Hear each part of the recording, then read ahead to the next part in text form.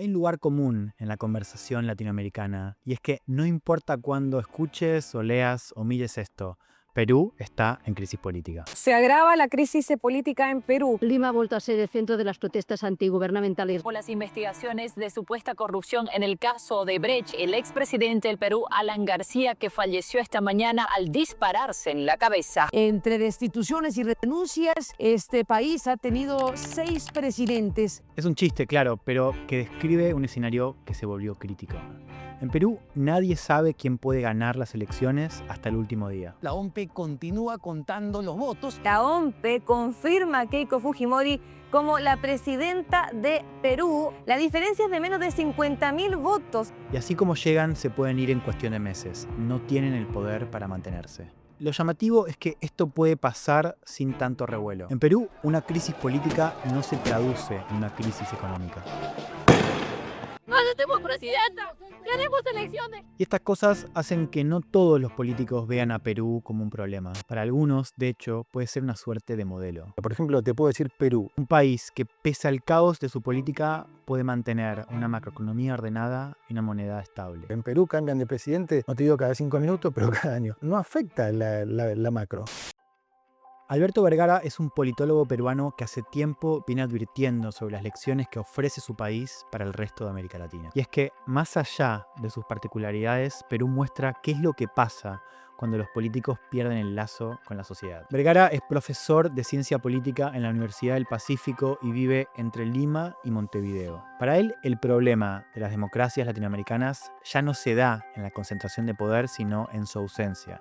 Y cuando los políticos no tienen ese poder y esa legitimidad, no pueden cumplirle a sus electorados. Alberto Vergara, bienvenido a Casillero Vacío. Gracias, Juan, por la invitación. Un gusto. Alberto, para alguien que quiere entender la política latinoamericana hoy, ¿por qué es importante mirar a Perú? Bueno, lo primero diría que es importante mirar varios países. No caería en el chauvinismo de decir que Perú contenga algún tipo de clave. Ya me intervenís el comienzo de la entrevista. Vamos a decirlo de otra manera. ¿Qué nos dice el caso peruano sobre la crisis que vive América Latina en términos de representación? Vamos a decirlo de esa manera. Por supuesto. Creo que sí hay alguna especificidad que puede ser útil para el resto de América Latina, que creo que tiene que ver fundamentalmente con un proceso doble, que es el de la disolución de la representación política, prácticamente la desaparición de la representación política, y ante ese vacío, la incursión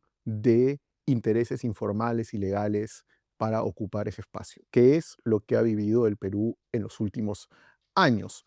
De hecho, un país, una democracia, de hecho hay algunas entidades que ya no lo consideran democrático, ¿no? Que lo consideran un régimen híbrido. Más allá de la etiqueta que le pongamos, lo que es innegable es que ha habido un proceso de erosión democrática, ¿no? 8 presidentes en 10 años, con golpes de Estado, clausuras de Congreso, en fin, todo lo que destituciones, en fin. Lo interesante es que todo eso ha ocurrido en un contexto que es alternativo al que siempre solemos entender como aquello que pone en jaque a la democracia. La forma tradicional de entender cómo mueren las democracias, para citar un título de libro famoso, es por la concentración del poder, ¿no? Tienes un hombre fuerte que concentra el poder y va concentrando el poder en términos institucionales, pero también retirándole poder a la oposición, va concentrando el poder en manos y entonces la democracia queda en peligro, eventualmente puede romperse, pero el proceso de daño a la democracia corre esa trayectoria. Mientras que el caso peruano, el daño a la democracia es hecho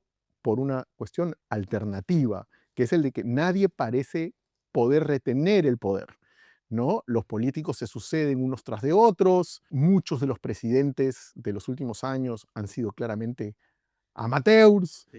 Yo suelo usar esa frase. Es que me gusta que es que en Perú estas figuras debutan en política como presidentes. Claro, ¿no? Es como, ya no es tan raro que ocurra. Y lo cual en realidad es la forma irónica y más destacada en la medida en que es el presidente de la República, pero es un fenómeno que se repite debajo. Por ejemplo, el Ministerio del Interior, que es donde está la policía, ha tenido 49 ministros del 2000 a hoy, ¿no? Es decir, claramente una circulación neurótica de élites políticas, administrativas, que han puesto a la democracia en jaque, ¿no? Y entonces lo interesante es que ese proceso de disolución de la política, del poder, en ciertas circunstancias termina produciendo cosas que se parecen al quiebre democrático. Por ejemplo, hace un par de años, cuando tú tienes represión estatal Sí. que te da 50 muertos de ciudadanos que protestaban. Incluso algunos ni siquiera protestaban, pasaban por ahí y les cayó un balazo. Y no pasa nada. Eso es algo inaceptable en una democracia. Eso no puede ocurrir en una democracia, ¿no? Entonces, la trayectoria peruana particular es esta, es la del desmoronamiento de la democracia por la vía del desmoronamiento de la política, casi te diría.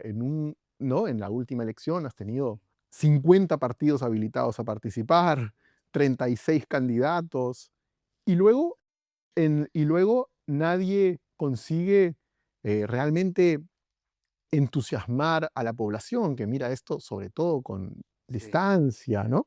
A ver, quiero ir a lo primero que decías sobre esta falta o la desaparición de la representación política, ¿no? Para entender bien a qué te referís. Es que la gente que vota por un candidato, o sea, como que no le importa ese candidato, o sea, ese candidato no representa a ese votante, o es que ese candidato que recibe ese voto no tiene la capacidad, digamos, para hacer cumplir lo que prometió, digamos, o sea, para honrar ese vínculo. ¿Me explico?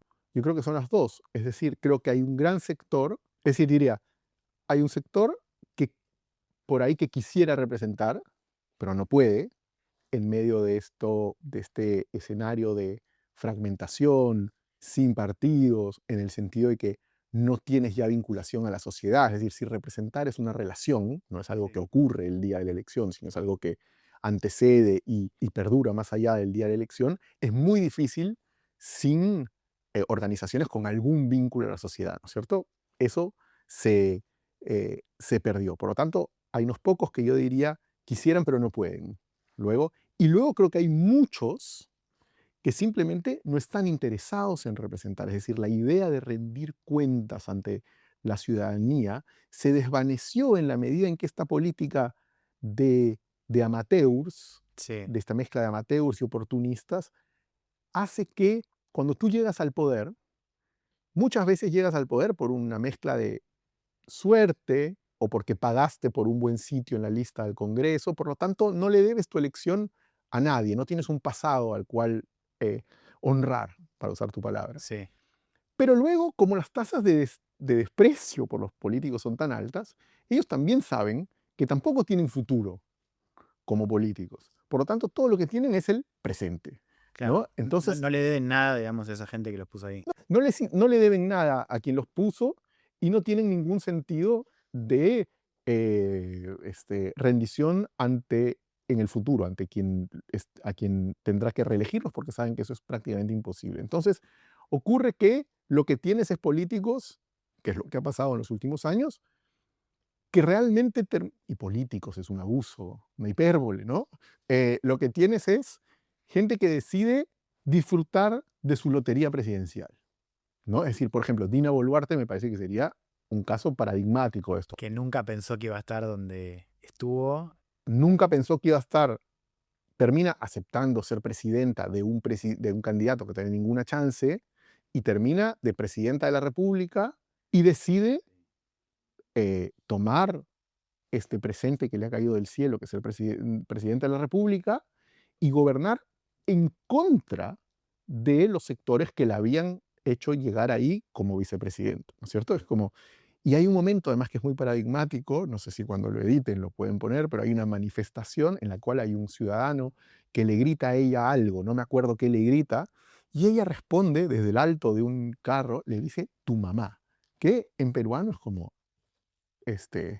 básicamente como si en argentino dijera me chupo un huevo, ¿no es cierto? Lo que es como una afirmación del desprecio por la rendición de cuentas ante la ciudadanía, ¿no? Entonces creo que en ese sentido hay como que un contexto institucional político que produce este tipo de actor que no siente ninguna necesidad de eso, de rendir cuentas, de ser accountable Para un frente argentino que, al electorado. un argentino que te escucha, siento que es muy difícil cuando vos hablás de esto de esa ventana, esa lotería, no pensar en el último gran caso de corrupción en el gobierno argentino con el jefe de gabinete, Manuel Adorni, cuya contadora, explicando un poco los movimientos que son imposibles de explicar, en verdad, dijo, pobre Manuel, le tocó todo junto, digamos, ¿no? Pensando un poco en esa ventana, ¿no? Que llegó muy rápido. Bueno, y ahí pasa un poco también lo que describís, o sea, es esta idea también del botín, ¿no? Del Estado como botín. Sí, y que digamos que tal vez la diferencia ahí es que, digamos, Adorni, no quisiera equivocarme aquí, pero digamos, no tiene la legitimidad del electorado, ¿no? Es como alguien más puesto como jefe de gabinete, digamos, ¿no? Sí, yo te diría como ya para empezar a tirar un poco del hilo y ver cuánto de regional tiene el caso peruano, te diría que aún en este contexto con denuncias de corrupción y es cierto que Adorni no fue presidente, pero sí una figura muy emblemática de la coalición de gobierno, sí acá me parece que lo que Milei expresa es como, por un lado, una crisis de representación, o sea, claramente fue un voto en outsider, pero un gobierno que todavía tiene, ¿no? Como ciertos lazos con una ciudadanía, o sea, todavía representa un votante. Y yo creo que en Perú, digamos, los políticos que están hoy en el gobierno, o que van a estar en el gobierno, representan menos, digamos, ¿no? O sea, tienen lazos más precarios. Supongo que esta es una manera, y ya después de este prólogo te hago la pregunta, supongo que es una manera también de preguntarte eh, cuánto de esto que vos estás describiendo en Perú ves fuera de Perú, digamos. Ujú. Sí, es decir, yo creo que lo que dices es verdad, es decir, Milei, La Libertad Avanza, de alguna manera tiene ese componente de erosión representativa, de erosión de lo representativo en la medida en que es un partido que no existía hace 2 años, es una figura llegada desde las redes sociales, ¿no? Tiene algunos de los elementos. Que también debuta, bueno, Milei fue diputado. Fue diputado un par de años, ¿no? Es cierto, fue diputado, pero llega rápido, digamos. Sí. Sin embargo, todavía tienes una dimensión programática que te estructura la discusión pública. Más liberal, menos liberal, más, en fin, más estadocéntrica, más mercadocéntrica. Creo que esa discusión todavía la tienes. Todavía tienes bloques de votantes más o menos bien determinados, ¿no? Incluso el Congreso lo tienes relativamente bien mapeado en términos de... Obviamente siempre hay actores que pueden ir en un sitio o en otro, felizmente. Sí. Pero quiero decir que en contraste con el Perú sería como que en el Perú tienes más como que todas las fichas representativas se te desmigajaron, ¿no es cierto? La ideológica, la organizativa, las identidades en la sociedad. O sea, aquí tú sabes que hay una identidad kirchnerista, sabes que va a haber una identidad anti-kirchnerista, sabes que hay una identidad, puede estar disminuida, pero el radicalismo también tiene una presencia, mientras que o en Colombia, por ejemplo, si tomas la última elección en Colombia, tú sabías que la izquierda colombiana de pronto va a tener de todas maneras entre 35 y 40% del voto. Eso te permite también, es uno de los elementos que te permite tener un cierto horizonte temporal de estabilidad, de saber cómo pueden moverse las cosas, ¿no? Pero cuando ni siquiera tienes ya identidades políticas en la sociedad, todo es realmente como, está muy cercano de la contingencia, del azar, ¿no? Entonces creo que ciertas de esas manifestaciones las encuentras, desde luego, en otros países, ¿no?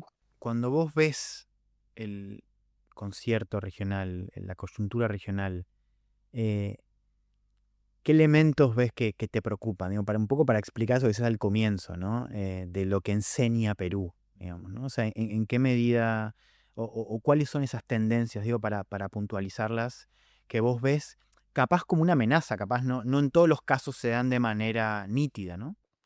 Mira, yo diría que el problema de la representación, que es transversal, con manifestaciones distintas, en fin, pero sí creo que tiene una manifestación en algunos países más grave que en otra, y creo que es la distancia que se ha abierto entre la gravedad de los problemas de los países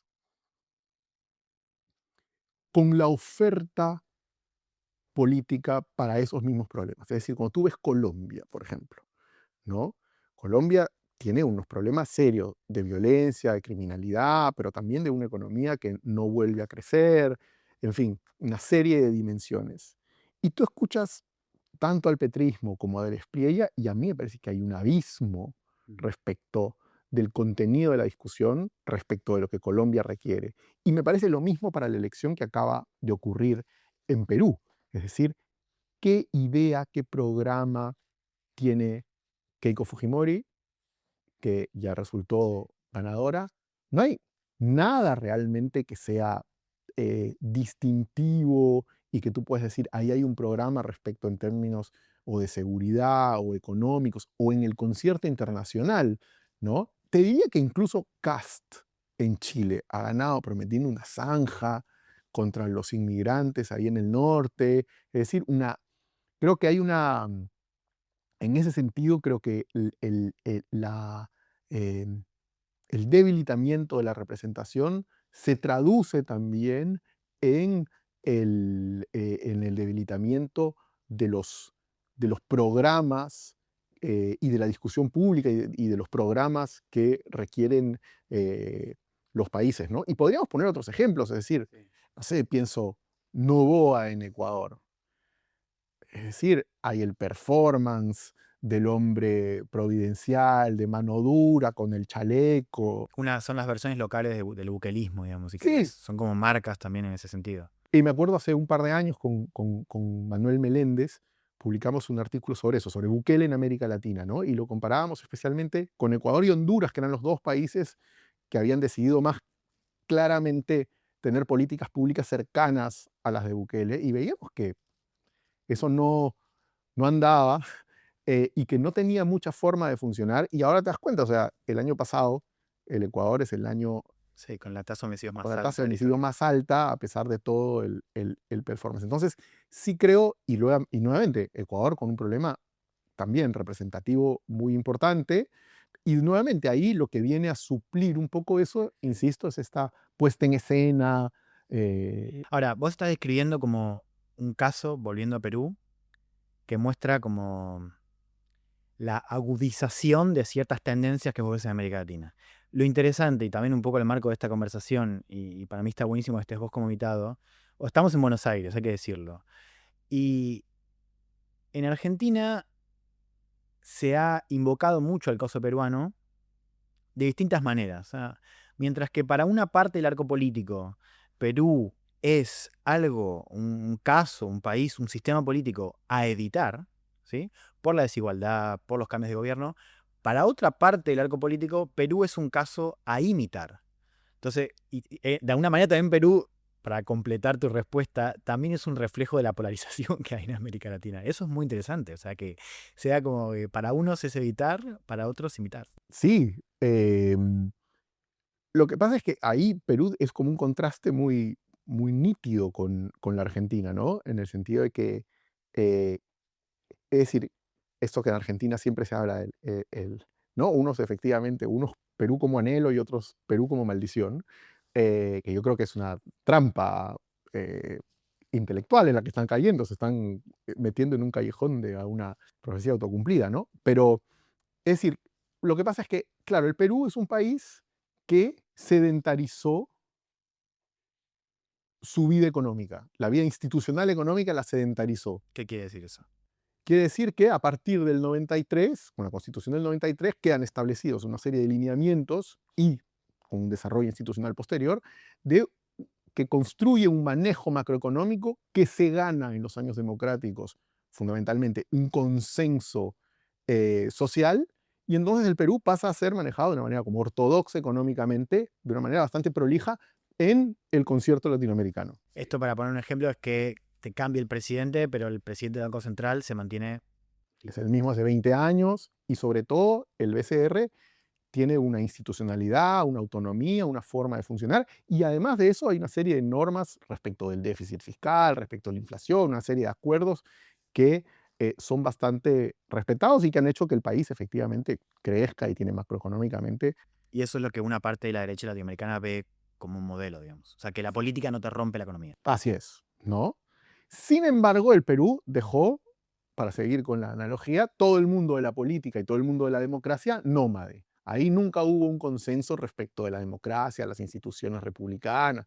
Eso ni cuando volvió la democracia el año 80, ni cuando volvió la democracia el año 2000, ¿no? En cambio, en Argentina ocurre lo contrario. Al momento de la transición democrática, se sedentariza el mundo de la política y la democracia. Hay una serie de consensos respecto a la democracia que siguen en pie hoy, aun si hoy hay un margen de criticarlos mayor que antes.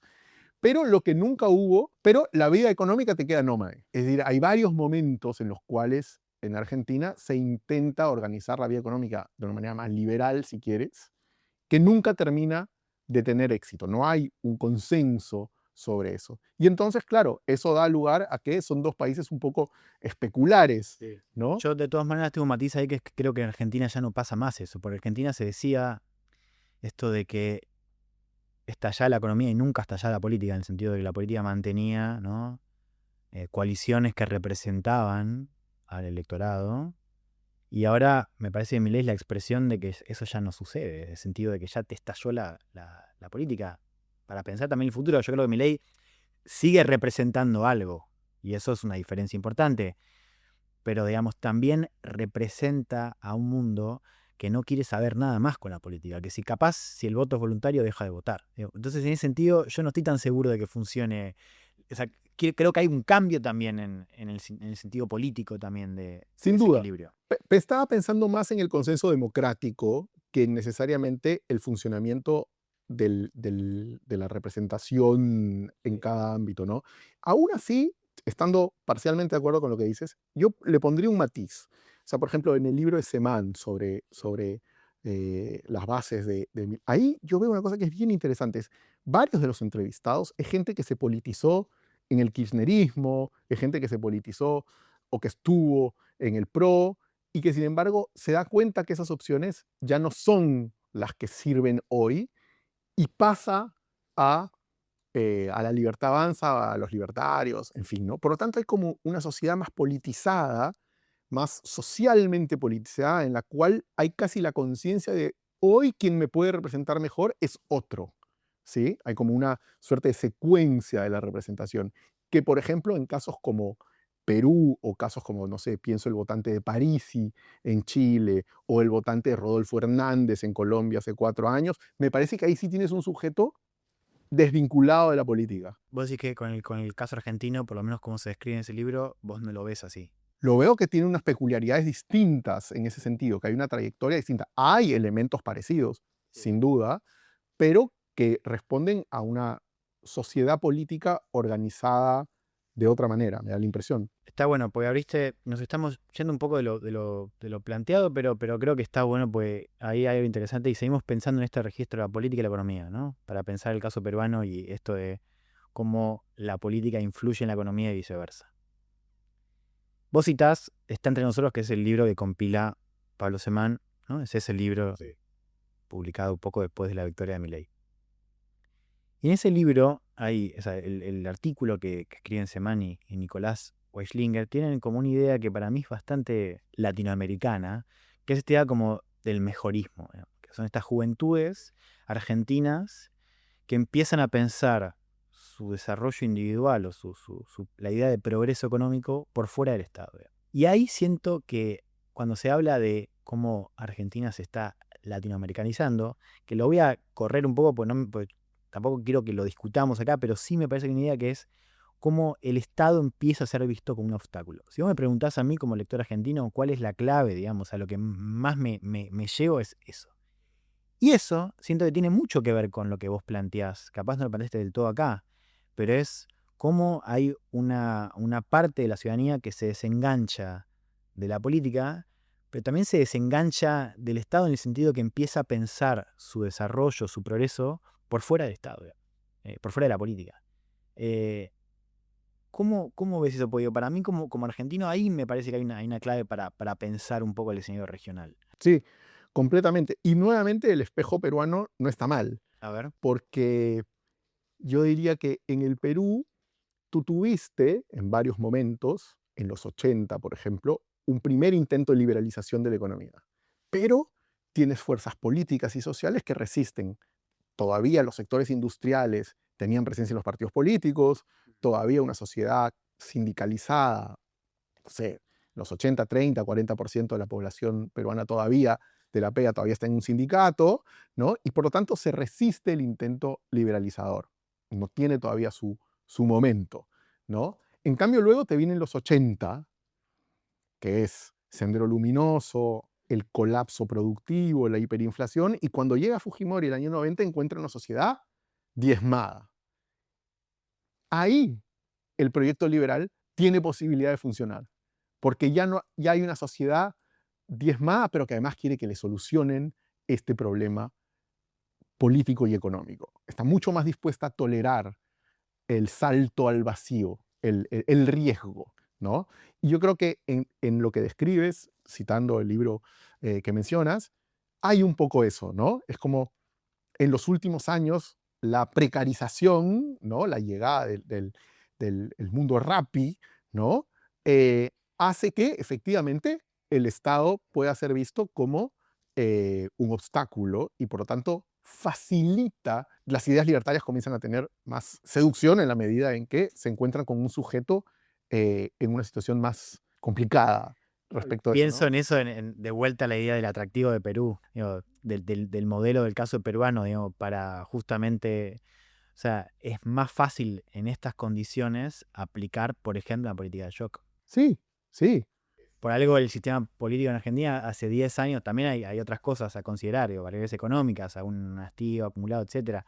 Pero hay algo de, también es que cómo plantearlo sin caer en la tentación de, ¿no? Como la derecha te quiere tonto para aplicar, ¿viste? Como digo, para pensarlo No. bien, para Es pensar... como cuando aparece esto de visto desde la sociedad precarizada, Sí, cuando desde la izquierda se condena a la derecha antiderechos, ¿no?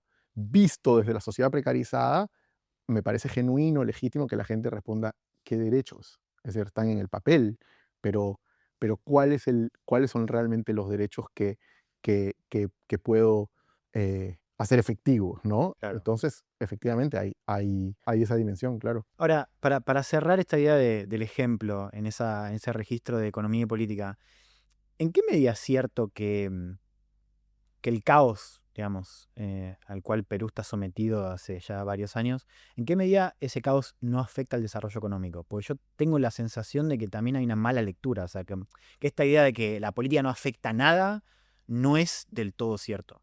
Diría que es un cliché que ya no se sostiene. Es decir, hay dos cosas, ¿no? Una es que es cierto que Perú sigue teniendo una moneda súper estable. Mis amigos argentinos no pueden creerlo cuando les digo que hace 20 años que el sol cuesta exactamente lo mismo frente al dólar. Sigues teniendo un orden macroeconómico, capacidad de endeudar. En medio de estas elecciones, Julio Velarde, el presidente del BCR, anunció que habíamos roto los 100.000 millones de dólares de reservas internacionales. O sea, Hay un chiste lindo tuyo que es como que los argentinos están preocupados por cuál va a ser el tipo de cambio mañana y ustedes están preocupados por quién va a ser el presidente mañana. exactamente, ¿no? Entonces, ahora, siendo todas esas variables macro ciertas, lo real es que la política ya comenzó a erosionar también ese mundo. Digamos, los políticos nómades ya llegaron al mundo sedentario económico, ¿no? Es decir, para empezar, por ejemplo, Perú el año pasado creció 3 punto algo, lo cual no está mal en América Latina, pero es más eso habla más de la mediocridad latinoamericana que de la virtud peruana, digamos. Claro.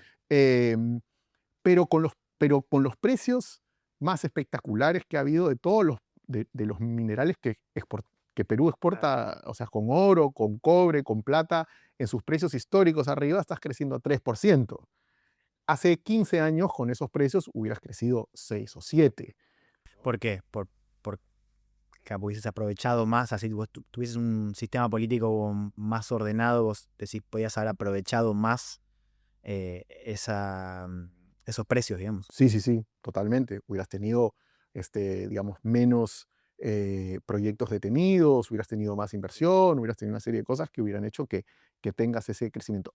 Por lo tanto, incluso en términos más micro también, ¿no? Por ejemplo, leía hace poco que solo hay 3 países en América Latina que todavía no mejoraron sus niveles de pobreza respecto de prepandemia, ¿no? ¿Cuáles? Que son Perú, Argentina y Honduras, que son los países que tienen todavía más pobres que justo antes de la pandemia, ¿no? Entonces, te habla de un país en el cual hay un problema además adicional al de la posibilidad del crecimiento, que es un país que incluso cuando crece, sus instituciones hacen muy difícil convertir el crecimiento en bienestar. Es decir, el Perú no somos tan malos en producir crecimiento, lo que sí somos pésimos es en producir bienestar. Y eso es algo que tiene que ver con estas distintas dimensiones representativas, institucionales, de las que hemos venido conversando.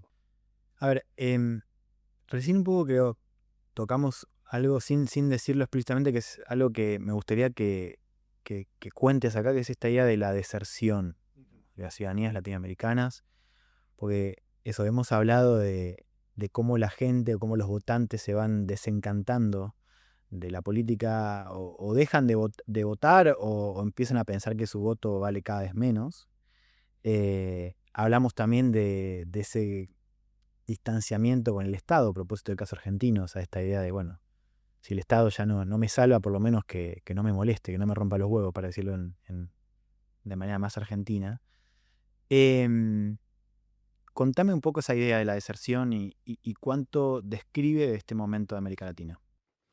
Sí, que es un proyectito que hacíamos al inicio era un proyectito de libro corto que hacíamos con Juan Pablo Luna y Andrés Malamud, em, que como tantos proyectos que tiene uno se va ahí quedando en el camino. Al final hicimos un artículo, que la idea es esa, ¿no? Es decir, lo que tienes como momento político, y tal vez eso exceda a América Latina, pero centrándonos en América Latina, que es una serie de deserciones, ¿no? Es decir, hay una deserción de la sociedad respecto de los partidos, respecto de la política, em, pero también hay una deserción respecto de ciertos compromisos, consensos cívicos, ¿no? Uno diría, Juan Pablo Luna, por ejemplo, que ha Sí, es trabajado, invitado del ciclo. que es invitado tuyo, ha trabajado esto, y él encuentra en muchos barrios populares de América Latina gente, digamos, donde antes la organización social era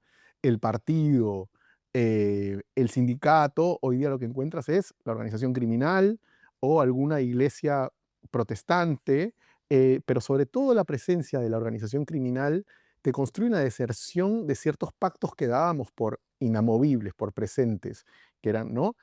Pero de pronto es cómo hago para sobrevivir, para ascender en sociedades que se dan cuenta que la vía formal de ascenso, de movilidad social está cerrada o es muy difícil, la criminalidad aparece. Y por lo tanto, es una deserción de ciertas formas cívicas de convivencia, ¿no? Em, eh, Incluso también tienes la cuestión de la migración, es decir, el segundo gobierno de Trump disminuyó muy claramente la voluntad de migrar hacia Estados Unidos, pero era un fenómeno de deserción masiva de los países, que era la deserción más profunda que puedes tener. Es decir, me voy, dejo atrás el país y me doy cuenta que por aquí no pasa más, ¿no? Entonces, creo que hay una serie de dimensiones que efectivamente, eh, y que, insisto, van más allá de América Latina, ¿no? En el sentido, por ejemplo, cuando Trump, hay un periodista que le dice, pero usted reconoce que está obligado a respetar la Constitución norteamericana, y él dice, no sé, responde literalmente, no sé. Hay una deserción de ciertas cuestiones muy fundamentales de la vida política, institucional, de ciertas tradiciones incluso nacional intelectuales en los propios países, que hace que sea un mundo en el cual hay la propuesta es esa, ¿no? Hay una superposición de deserciones respecto de cosas que dábamos por adquiridas, que teníamos, y de pronto se suman todas esta sumatoria de deserciones que hace que inevitablemente uno tiene esta sensación del mundo ya no es lo que era, ¿no? Y que hay que aprender a funcionar en esta nueva forma más incierta. Yo me quedo con, o sea, entiendo que esa idea o esa etiqueta describe como varios desplazamientos, ¿no? Migración es el último. Yo me quedo en esto, lo del Estado, digamos, y la política, que van juntas. La política, el sistema político, el sistema de representación. Y también pienso, mientras te escucho, esto de cómo de alguna manera plantar un discurso que recupere, o sea, como que también haga entender que esa idea de la deserción es medio una fantasía, en el sentido de que no por vos salir de ahí las cosas se te van a mejorar, digamos, ¿no? Por eso creo que también está bueno decir, bueno, esas otras vías alternativas de representación, o sea, se llamen candidatos outsiders, o sea, algo que vos ves en América Latina, para hacerlo un poco más concreto, es que esos outsiders tampoco representan, no solucionan el problema de representación. No es que por vos votar por un candidato que no tuvo experiencia política te representa mejor. Como ya estamos empezando a ver esos fracasos, que es lo que vos decías al comienzo. Eso por un lado, y después, y yo sé que es un poco abstracto, pero digamos, esta idea de que el progreso individual se puede conseguir sin ayuda del Estado, también tiene algunos problemas, digamos. Y creo que el caso argentino también lo muestra, digamos, que estas recetas donde a vos te prometen sacarte al Estado del medio, tampoco te genera, digamos, un bienestar individual, económico contundente, digo. Me parece que es evidente que en América Latina en los últimos años las elecciones tienen más éxito en representar el malestar ciudadano, un cierto rechazo, Sí. ¿no? Que como mecanismo para producir gobierno eficiente. Es decir, en muchos sitios en realidad, si uno se pone a pensar, las elecciones todavía sirven como mecanismo em, de representación eficaz de la pluralidad social y de las preferencias ciudadanas. Es decir, si tú tienes, no sé, a mí me parece, independientemente si uno está de acuerdo o no, creo que Milei representa bien una demanda de cambio económico. Sí. Creo que Bernardo Arévalo en Guatemala representó muy bien una demanda anticorrupción. Sí. Creo que Paz en Bolivia representa también bastante bien una demanda de alternativa a los 20 años del MAS. Por lo tanto, el voto, el derecho político, la institución electoral sigue cumpliendo con representar la preferencia ciudadana. La democracia luego lo que tiene es un gran problema, es para convertir esa preferencia ciudadana en un programa de gobierno efectivo. Ahí, en todos los casos que hemos dicho, nadie tiene tanto éxito, ¿no? Y creo que podríamos agregar Cast, podríamos agregar Noboa, y ahí creo que es donde está el nudo difícil de desatar en la región. ¿Y a qué le pones el ojo vos? Quiero decir, si yo te preguntara como, bueno, ¿por qué? O sea, ¿por qué no se pueden cumplir, digamos, esas promesas en virtud de esa representación? La respuesta puede ser muy larga, pero yo te quiero decir, bueno, ¿qué te obsesiona a vos? O sea, ¿qué sentís que no estamos mirando con claridad y debemos ponerle un poco más el ojo para pensar ese problema, digamos? O sea, ¿es el Estado? ¿Es cómo está circulando la política hoy? Creo que hay una dimensión social de la cual tal vez no hemos hablado mucho en todo esto, quedándonos en la parte representativa y política, pero hay una dimensión social, y es que yo sí creo que la ciudadanía latinoamericana, en sus mayorías, es una ciudadanía que pasa por algo que yo llamo el polimaltrato. Es decir, es maltratada por el Estado. Pienso, por ejemplo, aquí, eh, los trabajos de Aullero sobre la sociedad esperando los pacientes del Estado, que dice él, ¿no? Eh, el maltrato permanente en las dependencias estatales, ¿no? Pero luego es el maltrato en el mercado, sociedades en las cuales hay un capitalismo que compite muy poco, llena de unas economías llenas de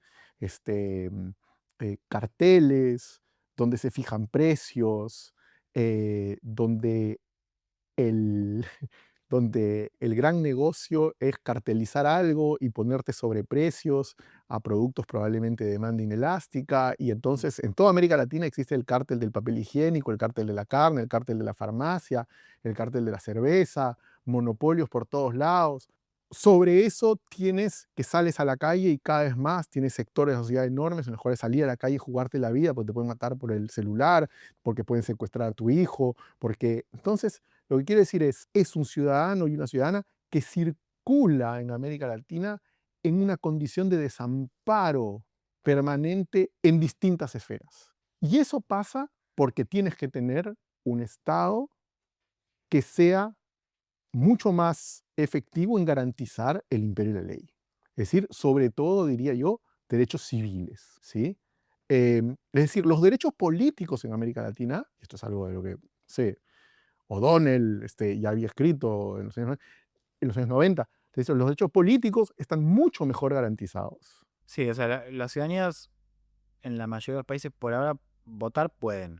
O sea, pueden elegir. E incluso te diría que me resulta difícil imaginar un escenario en el cual de manera transversal y vamos a perder el derecho al voto. Yo creo que ir a votar, vamos a seguir yendo a votar, vamos a seguir... O sea, pero vos decís más derechos civiles antes que derechos sociales, quizás.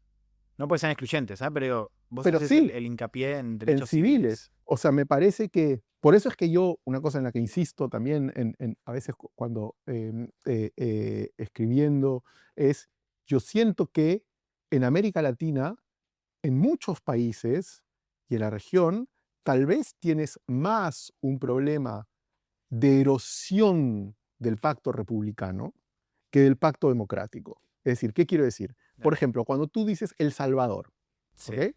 La democracia salvadoreña murió, lo sabemos, pero ¿qué es lo que produjo el colapso de la democracia salvadoreña? ¿Es un problema de la democracia? No realmente. Los salvadoreños votaban cada 5 años, había alternancia partidaria. De hecho, hace 5 años o 10, tú hubieras leído cualquier libro de ciencia política y lo que encontrabas era que todo el mundo elogiaba El Salvador. Sí, porque era estable, porque tenía 2 Era partidos. estable, 2 partidos, venía de la guerra civil, la democracia se sostenía. Ok. No es el problema político, no es el problema democrático el que socava la democracia salvadoreña. El problema es los derechos civiles. Tenías a 70% de la población viviendo el infierno de la Mara. Y entonces en un momento decide, mira, ¿sabes qué? No tengo problema de ceder mis libertades políticas, pero solucióname el problema de seguridad, es decir, tráeme de vuelta los derechos civiles más básicos. Entonces, ¿qué hay? Seguridad. Seguridad, ¿no? Estoy dispuesto a hacer ese trueque. Y yo creo que en varios países, o sea, en el Perú, por ejemplo, nuevamente, tienes elecciones que traducen de manera bastante transparente las preferencias ciudadanas en quién va a gobernar. Pero lo que está haciendo realmente colapsar a la democracia peruana es más bien la ausencia de interés general, de reglas, ¿no? Lo que tienes es la perforación permanente del Estado de Derecho, la búsqueda desde el Estado por impunidad, por extracción de renta. Todo eso es mucho más la traición de la promesa republicana que la estrictamente democrática. Vamos ahí, está bueno lo que abrís. Bueno, a ver, eso me interesa. ¿Cuánto de ese pacto, de esa promesa republicana tiene que ver con la igualdad social? Porque uno, a simple vista, siento que algún tipo de conexión hay, ¿no? Sí, sí, mucho, ¿no?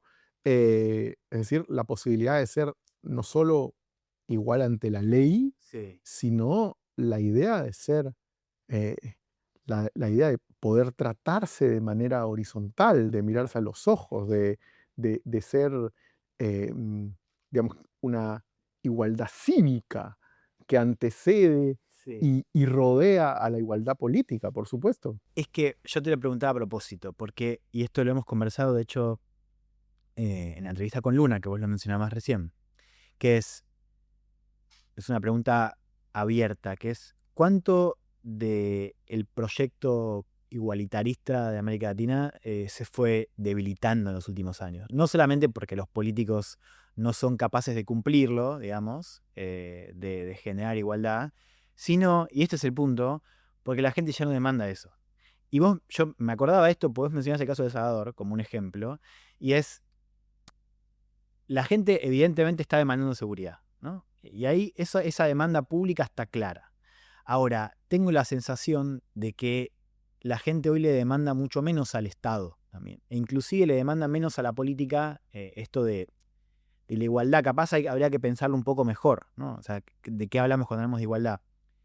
Pero yo tengo esa sensación, digamos, de que la bandera de la igualdad también ha perdido peso, no solamente por un problema de la política, sino porque realmente hoy las sociedades ya no demandan eso. Y te puedo también dar otros ejemplos. Digo, el caso de seguridad es una, pero en educación o salud tengo la sensación de que una parte importante de la ciudadanía lo que quiere es tener un mejor servicio privado, e aun si eso implica diferenciarse del pobre, digamos, ¿no? Pensando en el problema de las clases medias, que no está tan convocada por el proyecto de igualdad. Sí, no, yo creo que eso es...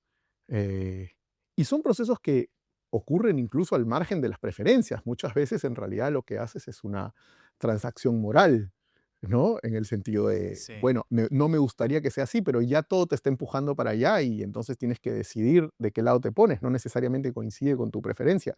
Pero, por ejemplo, yo, para poner un ejemplo de esto que dices, me acuerdo que una vez hablando con Vicky Murillo, Sí. me acuerdo que yo le Politóloga contaba, argentina. politóloga argentina, profesor en Columbia, me acuerdo que yo le contaba cuando yo salí a hacer el doctorado afuera y estaba, ¿no? Y te encontrabas con nosotros, yo descubrí una cosa que era como los andinos, Sí. los peruanos, los chilenos, los colombianos que hacíamos doctorados, que estábamos, digamos, en las buenas universidades del norte, veníamos todos de universidades privadas. Si eras del Perú, eras de la Católica, de la Pacífico. Si eras de Colombia, eras de los Andes. Si eras de Chile, mucho católica, tal vez un poquito de la Universidad de Chile, pero en fin, ¿no? Y te encontrabas con la gente del Cono Sur y eran de la UBA, eran de la UFPI, eran de la Universidad de la República, ¿no? Para decir Argentina, Brasil Sí. y Uruguay. Uruguay. Y entonces le contaba esto, que claramente representa dos modelos de sociedad distintas, ¿no es cierto? Mucho más igualitarias unas que las otras. Y vi que me dijo, mira, no lo había pensado, me dice, ahora nos estamos pareciendo más a eso, porque todo el tiempo, la mayoría de estudiantes que me llegan ahora son de Ditela y de San Andrés. Y creo que es eso, o sea, son sociedades en las cuales el impulso igualitario, Eso, que es claro. la expresión de Juan Carlos Torre, va disminuyendo, ¿no? Incluso, te diría, en Montevideo, por ejemplo. En Montevideo hay una clase media que cada vez más hace un esfuerzo enorme por enviar sus hijos a la escuela privada. Claro, eso te decía, de Y manera que un poco estoy más seguro torpe, pero que era no le eso. gusta. Claro. No le gusta, pero es una suerte de transacción moral en el cual las transformaciones de la sociedad se van imponiendo sobre los actores y sus preferencias, ¿no? Algo que me quedó boyando a propósito, vos mencionabas Montevideo, la capital de Uruguay, y yo pensaba en el tema de las ciudades y volviendo al Perú, algo que también llama la atención cuando uno mira los resultados de las elecciones, no es solamente que primero que hay un montón de candidatos, ¿no?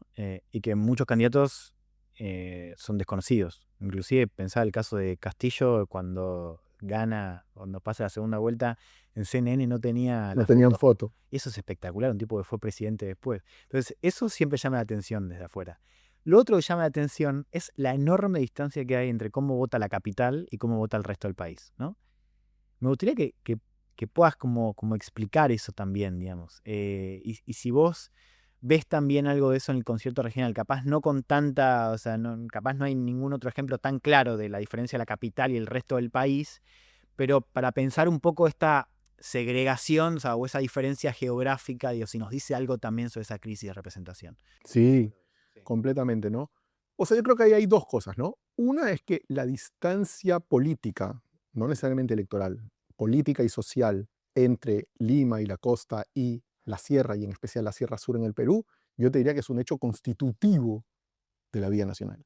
Es decir, tú te puedes ir a la rebelión de Tupac Amaru, antes de la vía republicana, o sea, todavía en la colonia, y encuentras una lógica de enfrentamiento costa-sierra, de violencia, de desconfianza, en fin, que está ya presente ahí, ¿no? Por lo tanto, lo primero es eso, hay una distancia que es históricamente constituida.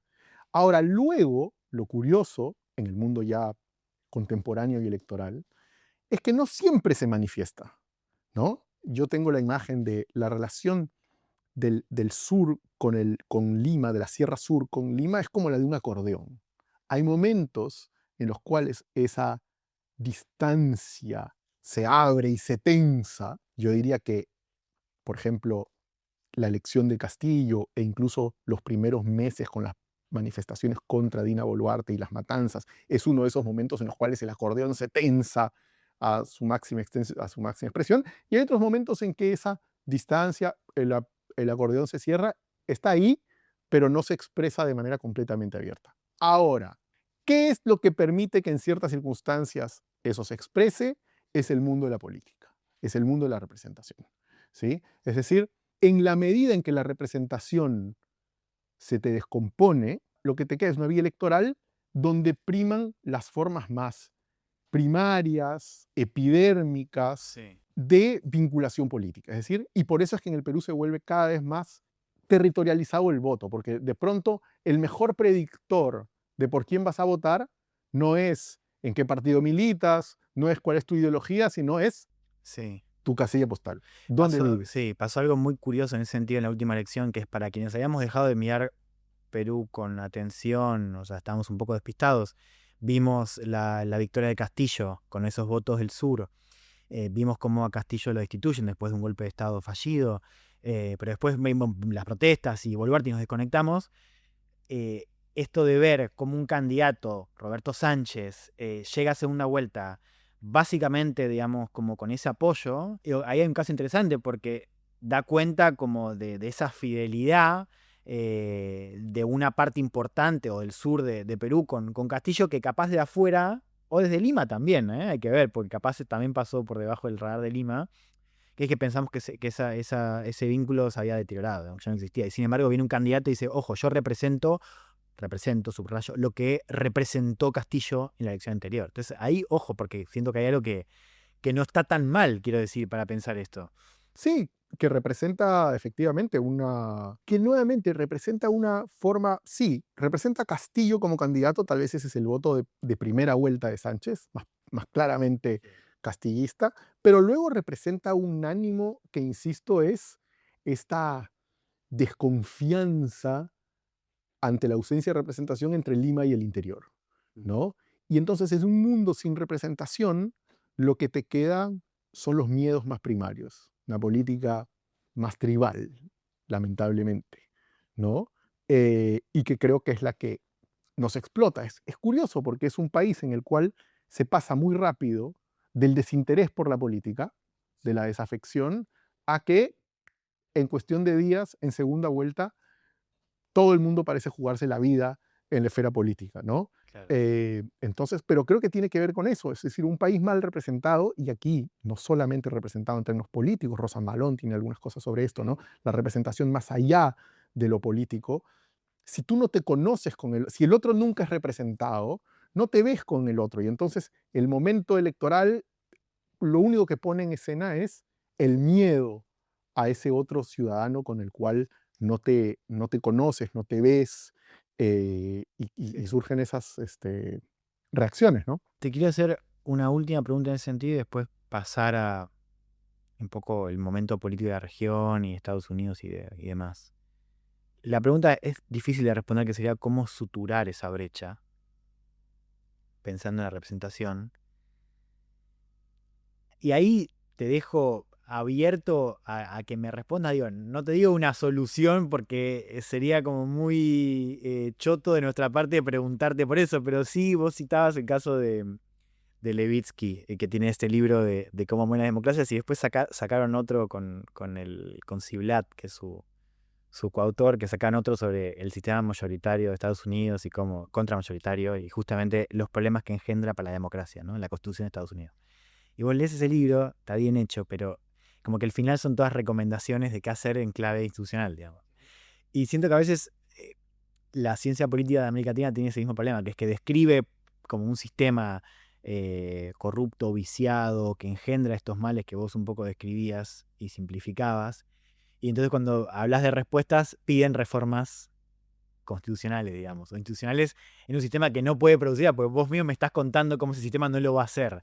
Entonces, pensando también en eso y en cómo salir de ese laberinto, ¿se te ocurre algo como para pensar en cómo acercar como esa gente que hoy está como muy lejos, pensando en el caso peruano? O sea, lo que pasa es que yo creo que en el caso peruano, yo estoy convencido que es mucho más un problema de élites políticas que de la ciudadanía. Es decir, a la ciudadanía le dan a elegir en en una estructura institucional fatal, con unos actores que son una mezcla de incompetentes, con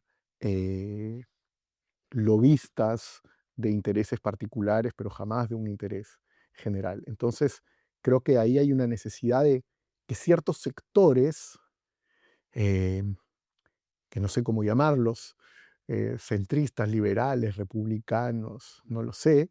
Sí, eso sigue existiendo. Sí, sí, que es una, ahora podemos hablar de eso, que es como una suerte de, porque en todos los países son muertos vivientes, ¿no? Es Claro, la, el, es el la, famoso centro. es la internacional zombie, digamos. Pero sí, por ejemplo, ahora tú podrías decir, quedémonos en el caso peruano, Sí. había 5 o 6 candidatos de los 36 que tú dirías, podrían haberse juntado perfectamente y pasaban a segunda vuelta y le ganaban a Keiko Fujimori o a Sánchez. Pero claro, los incentivos del sistema, de un lado, y la propia socialización de estos actores en este sistema hace que esa posibilidad de la acción colectiva no exista, ¿no? Y entonces el sistema político termina siendo un dilema del prisionero salido de control, en el cual todo el mundo haciendo su micro decisión racional lo que construye es un gran manicomio colectivo.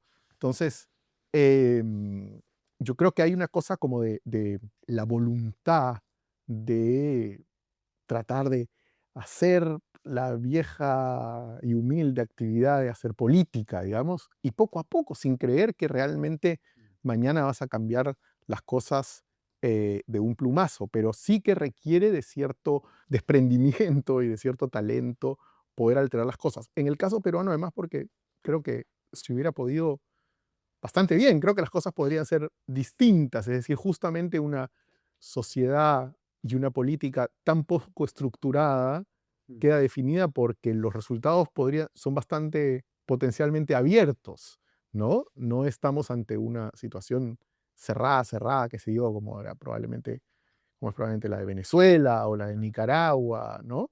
Entonces yo diría que eh, más bien tenemos que sacar provecho de que efectivamente en la mayoría de nuestros países seguimos teniendo la posibilidad de ir a votar, que el voto sigue siendo una herramienta de cambio y que por lo tanto lo que se necesita es, de alguna manera, obviamente, no sé cuál es esa manera No, específica. pero está bueno, porque eso está bueno, por lo menos ya decirlo nos da un poco más de luz. Que es que la Volver. política sigue siendo el espacio y la vía por la cual transformar nuestras sociedades y que no es poco además, a veces uno es crítico con la democracia, pero no es poco tampoco eh, mantenerla y saber que seguimos siendo un continente devoto, consagrado a la urna de votación. Te escuchaba y pensaba en algo que te leí sobre el caso peruano, que es esto de un sistema que produce alternancia, porque bueno, todo el tiempo cambios en el poder, pero no alternativa. Entonces un poco para fijar como esta idea es bueno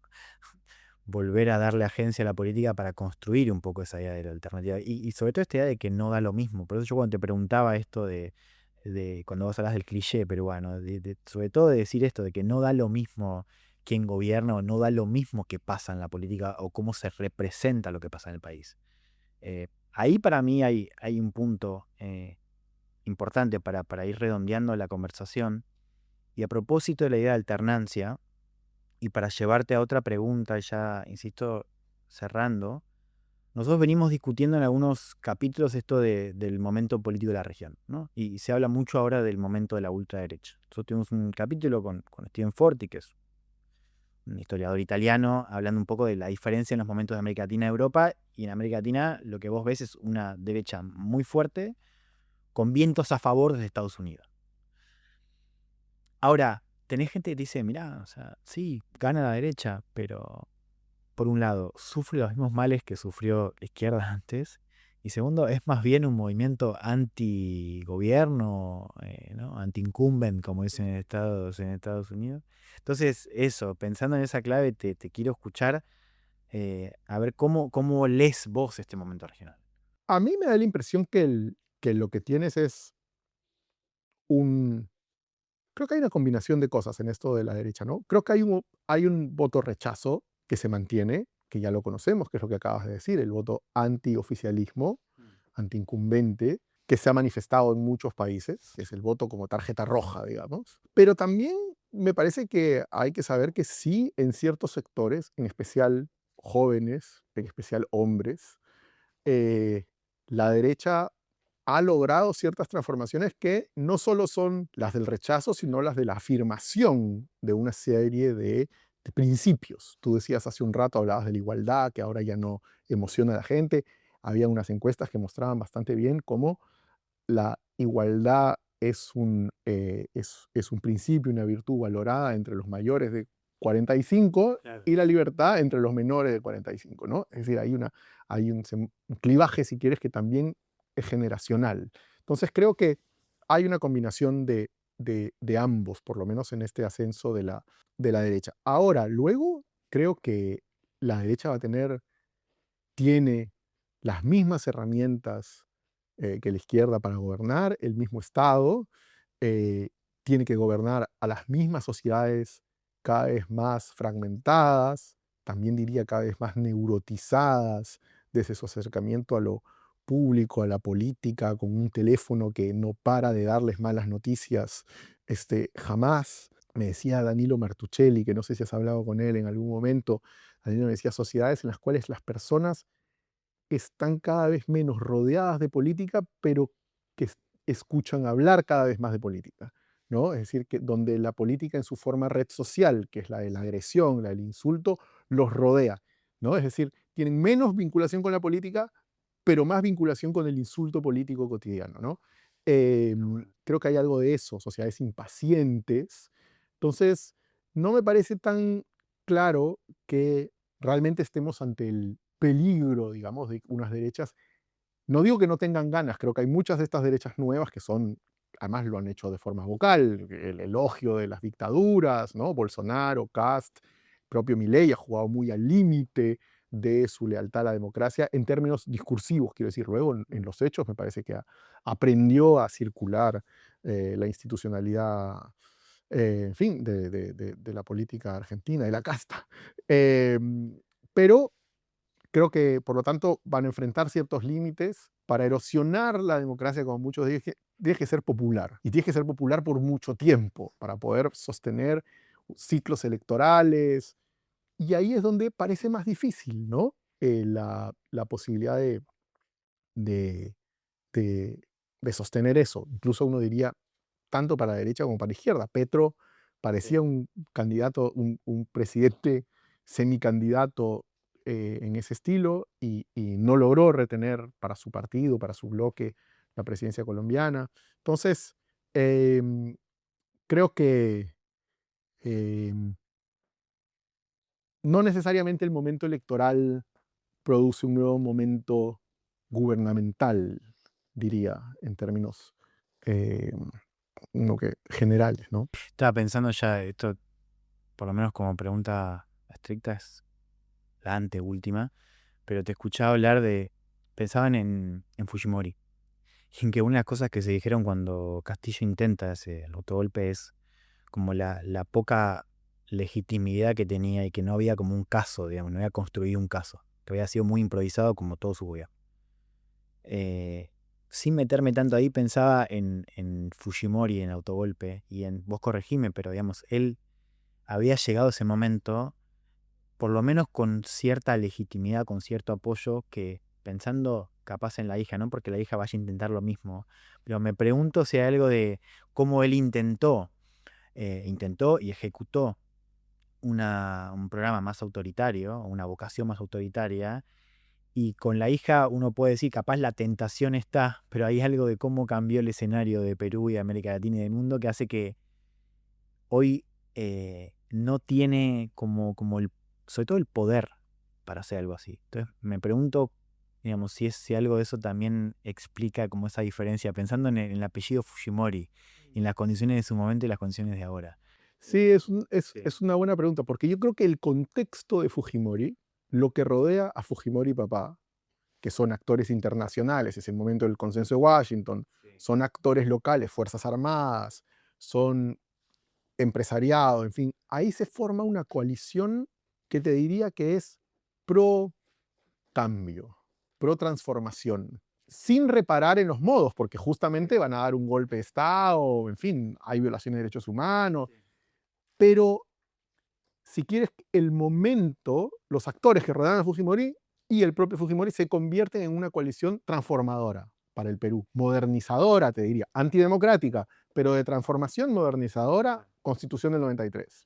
Mientras que Keiko Fujimori hoy es producto de este statu quo y va a trabajar para profundizar el statu quo. Ella no es un agente de transformación, ella es un agente del statu quo. ¿Y cuál es el statu quo? Es el de un sistema político que se ha acostumbrado a funcionar en los últimos años con un objetivo doble, que es impunidad y extracción de rentas. Eso no se va a alterar y ella es, insisto, producto de eso y lo va a sostener.